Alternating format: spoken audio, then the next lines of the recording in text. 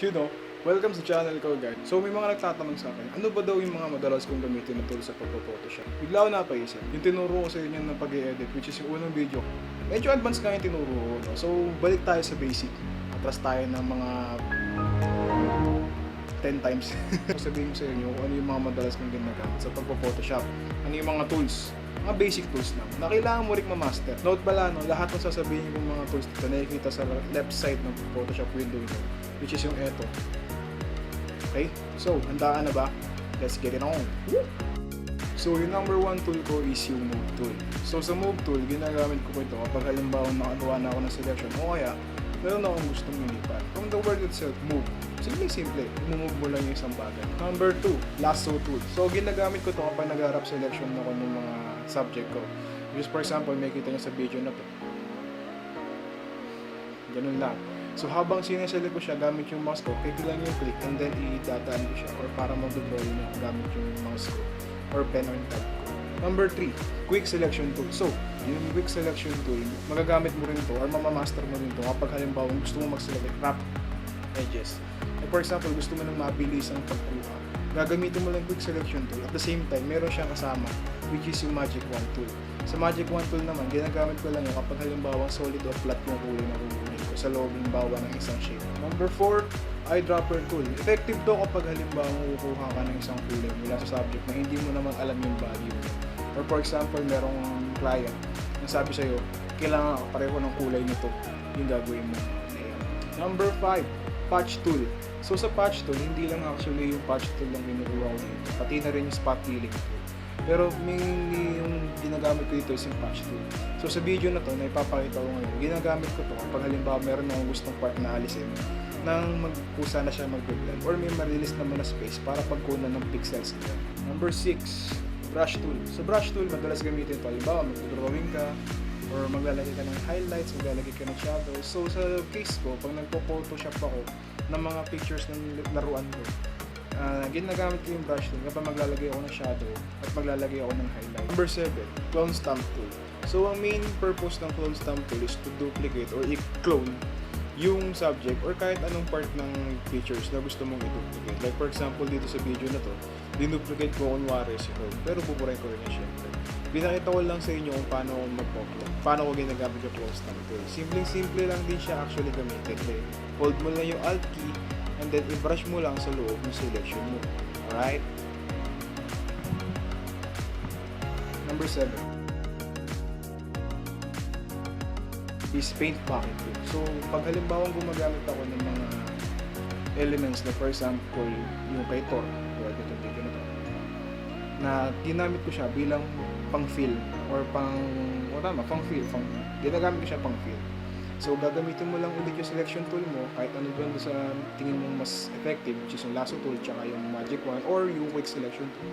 And then, once na nakuha mo yun, gumamit ka or maglagay ka ng panibagong layer, and then doon mo siya i-fill. Dahil kapag halimbawa ang aksidente mong na-fill, yung mismong picture mo, may hirapan ka ngayon mag-blend yun. Number 9, malapit na. Number 9, blur tool. Bakit ako gumagamit ng blur tool? Kasi halimbawa meron akong pinatong na isang subject sa ibang background. So ang purpose ng blur tool, i-blur mo yung edges. At the same time, kung halimbawa may gusto kong i-blur na part lang, yun, easier lang.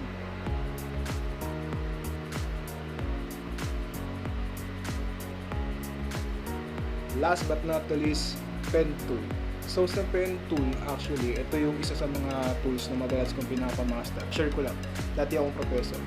So yung tinuturo ko dati na kailangan nila ma-master, which is yung pen tool. So ang paggamit ng pen tool, hindi siya ganun kasimple. Bawa, kukuha ka na, dito lang sa picture na to. Kukuha ka ng anchor point, starting anchor point, which is ang bawa dito. Ngayon, doon na ba natatapos yun? Hindi. Point per point ang gagawin mo dyan. Ito.